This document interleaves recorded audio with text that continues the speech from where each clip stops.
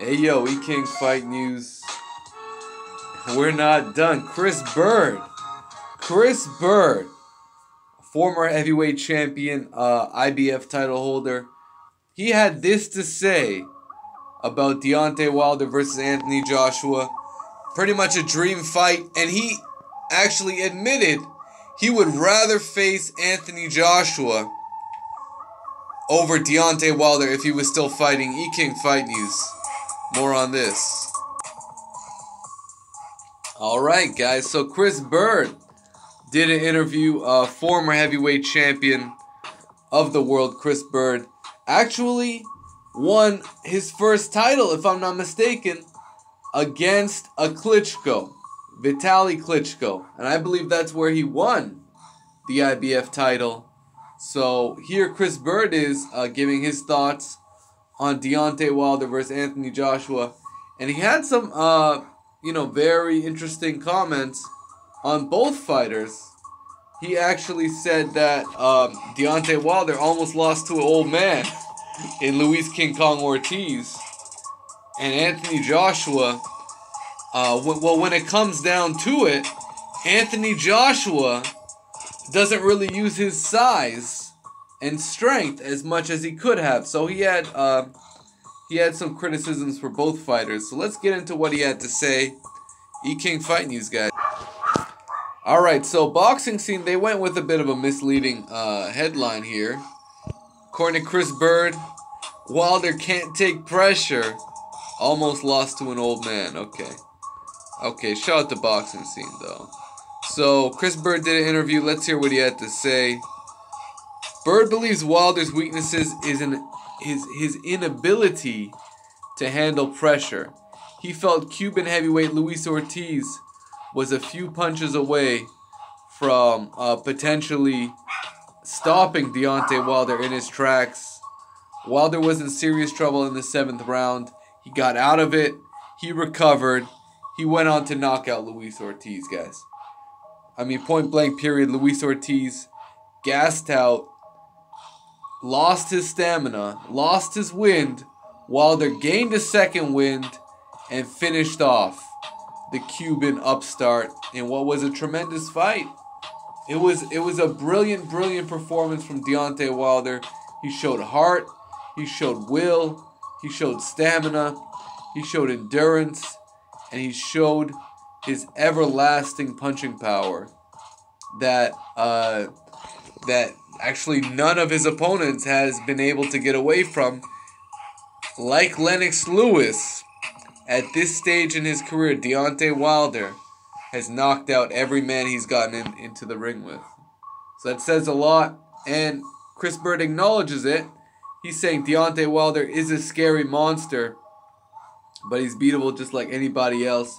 In Wilder's last fight, Luis Ortiz, what some consider to be an old man, was getting ready to stop him. I don't know why he's speculating that.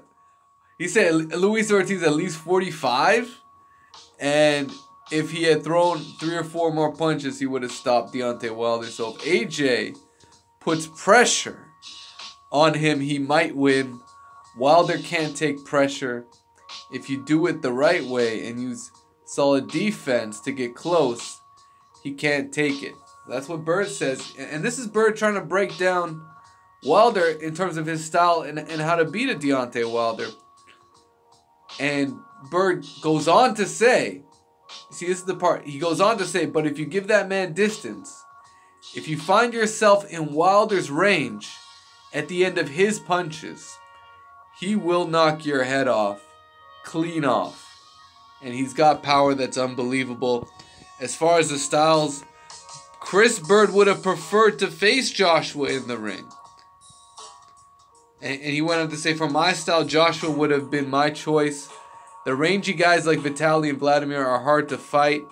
I know Joshua is big and rangy in his own way, but for a small guy like me, but this style is different. He doesn't know how to use his size all that well.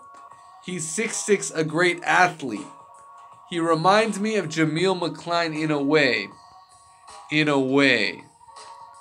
So that's what Chris Byrd had to say, guys. let's break this down, man. He King Fight News. You know what it is, man. So, Chris Byrd called Joshua a 6'6" great athlete. Not a great boxer. He's 6'6" and a great athlete. Reminds me of Jamil McCline. Okay, for those of you who don't know heavyweight boxing, Google Jamil McCline, look at his box rec. He was far from elite. He was a guy that really got popped by, I believe he got destroyed by Vladimir Klitschko, if I'm not mistaken. And he wasn't the same ever since then, if I'm not mistaken. But he was a big athletic dude, like a really big, muscle-bound guy. That was Jamil McCline. So I kind of see the comparison. Josh was this big, bulky, sort of heavyweight, muscle-bound guy. But at the same time, you know, those big muscles, those will help your power.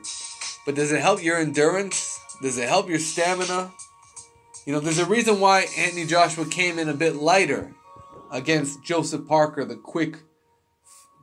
a guy with quick feet, a guy with quick hands, quick speed. And I think you look at a guy like Chris Byrd, who was really speedy in the ring as a heavyweight, and I understand his logic. He would not want to be in there with a massive puncher like Deontay Wilder, because Chris Byrd been knocked out several times. He got knocked out by Klitschko, Vladimir. Before that, I remember him getting knocked out by Ike Abeyabuchi. And this is one of the more underrated heavyweights in the world. Someone that is this gritty, grimy, very strong punching heavyweight. A guy that went toe-to-toe with fucking David Tua back in the day. So Ike Abeyabuchi definitely knocked Chris Byrd lights out. And maybe that's why he said he wouldn't want to get in there with Wilder. Because he knows these big power punchers, man, that's not the right style for him. I mean, it's not the right matchup for him. But, you know, Chris Byrd definitely had some good insights. Interesting that they thought pressure was a way to beat a guy like Deontay Wilder, who, honestly, he fights his best when he's at range. Absolutely. You know, if you get on the inside of that power, you know, Wilder can still do damage. He's very underrated on the inside. He can throw great uppercuts, nice short shots. Wilder is an offensive juggernaut. But if you get on the inside, if you smother his work, you absolutely could be able to definitely take some rounds against him. I mean, if you use a good jab, you know, Wilder is susceptible to very technical boxing tactics, right? You saw Gerald Washington snap a jab, do well for a few rounds up until the point where he got clipped with a vicious right hand shot, then knocked him the fuck out. I mean, that's what happened. So, you know, Deontay Wilder, you know, no one's a perfect fighter, but it is remarkable that in 40 fights, he's got 39 victories by way of KO. All knockouts. I mean, let's say that was Gennady Golovkin's record. And we all know Gennady Golovkin hasn't fought the best competition in the world. But look at where he's ranked look at where Gennady Golovkin's ranked number 1 pound for pound. And his record isn't 40-0, 39 knockouts. His record is comparatively worse, and he's got a draw on his record versus Canelo Alvarez. You get me? And Gennady Golovkin is ranked number 1 pound for pound by the idiots over at Ring Magazine. So, I mean, I'm telling you, if Wilder wasn't Deontay Wilder and let's say Anthony Joshua had Wilder's record, he would be on the pound. I'm telling you, these guys would be on the pound for pound list. But something about Deontay Wilder, they look at him and they say, "Oh, he's not the real deal. No, his technique is flawed. You know, he's not. This guy's not pound for pound." But look at the results, guys. Knockout after knockout after knockout. He's the kind of guy that could be losing but you can never count this man out. That's what makes him so dangerous. That's what makes him the bronze bomber Deontay Wilder. You look at what Chris Byrd had to say about Anthony Joshua. I mean, doesn't know how to use his size. Look at what happened against Joseph Parker. Anthony Joshua really could have taken it to the inside. He could have made it a gritty-ass war. You know, but that referee had to keep getting it, breaking him up, and Anthony Joshua had no problem with that. You know, you look at the Carlos Takam fight, that could have been an inside war. But Joshua didn't want to fight on the inside, right? He's not using his size. And even if he is fighting at range, he's still not using his size to his advantage, because if he has a reach advantage, I mean, yeah, he's coming in with power shots, but at the same time, he's leaving himself open for counters, guys. We saw him get countered several times against Joseph Parker. I mean, look at the fight. Parker boxed very cautiously and was able to catch Anthony Joshua and slip a lot of his shots. A lot of those punches were slipped. Did not land clean at all. So, I mean, AJ definitely would have his work cut out for him, but at the same time, he can allow himself to be to let his hands go against Wilder, because Wilder doesn't have a great defense. I mean, he doesn't have a great defense.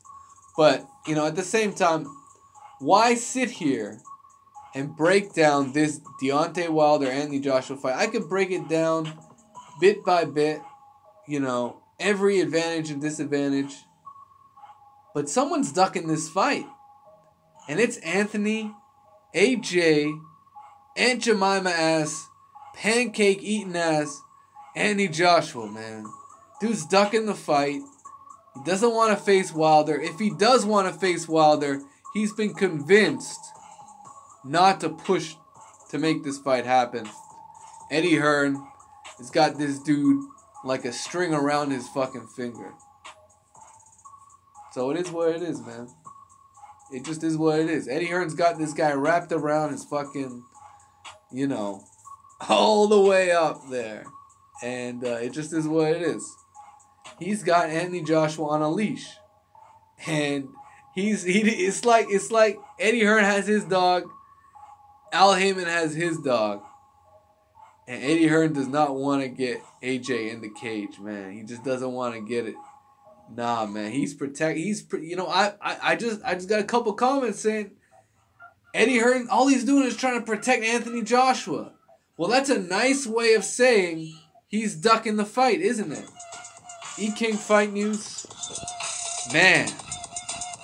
More on, you know, we're done. We're done for now. Y'all know what it is, man. Smash the like button. Subscribe to the channel if you haven't already. Hit the subscribe button. Hit the bell icon. We're back on the live stream, so y'all want to get a notification, you got to hit that bell icon. E-King Fight News, guys. We up.